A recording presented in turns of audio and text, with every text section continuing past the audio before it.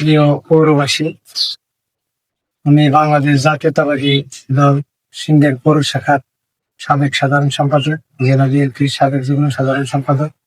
আপনাদেরকে পবিত্র ঈদুল আজহা উপলক্ষে আপনাদেরকে শুভেচ্ছা জানাচ্ছি এবং আমি একজন সম্ভাব্য মেয়র প্রার্থী হিসেবে আপনাদের সকলের কাছে দোয়া প্রার্থী এবং সকলের সমর্থন কামনা করছি।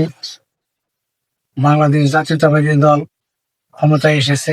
আমি দীর্ঘ 40 বছর এই জাতীয়তাবাদী দলের রাজনীতির সাথে জড়িত।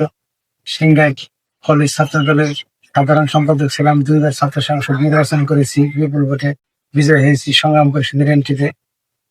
আমি পৌর বিএনপির 2বারের সাধারণ সম্পাদক এবং থানা ছাত্র দলের সাবেক সভাপতি। আমি দীর্ঘ সময় ধরে হৃদয়ে লালন করছি সিংগাই পৌরবাসীকে সেবা দেওয়ার জন্য। আমি পৌর মেয়র হিসেবে নির্বাচিত হলে এবং আপনারা আমাকে নির্বাচিত করলে আমি সমাজের যত বিশৃঙ্খলা, মাদক এবং যত ধরনের অসামাজিক কার্যকলাপ আছে সব নির্মূল করার চেষ্টা করব। পাশাপাশি আমাদের সিংগাইরে পানির অবস্থা খুবই খারাপ। আমি মেয়র হিসেবে নির্বাচিত হলে সিংগাইর পৌরবাসীকে পানির সুব্যবস্থা করে দেব এবং সুপেয় পানির ব্যবস্থা করব। সেই সঙ্গে সিংগাইরের অবহেলিত যে জনপদ, সেই অবহেলিত জনপথে যাতে উন্নয়নের ছোঁয়া লাগে এবং আমি উন্নয়ন সাধন করতে পারি সেই চেষ্টা করব। পাশাপাশি যতগুলি সম্ভাব্য প্রার্থী আছে আমি মনে করি আমি বিএনপির দীর্ঘদিনের একজন নিবেদিত প্রাণ কর্মী হিসেবে জাতীয়তাবাদী দলের সমর্থন পাবো।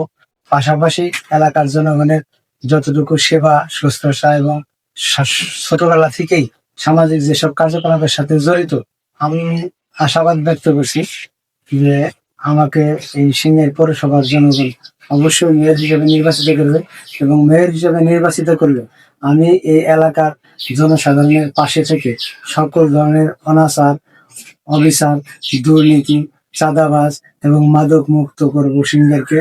এই লক্ষ্যে আমি আগামী দিনে নির্বাচিত হওয়ার জন্য সবার কাছে দোয়া এবং সমর্থন কামনা করছি।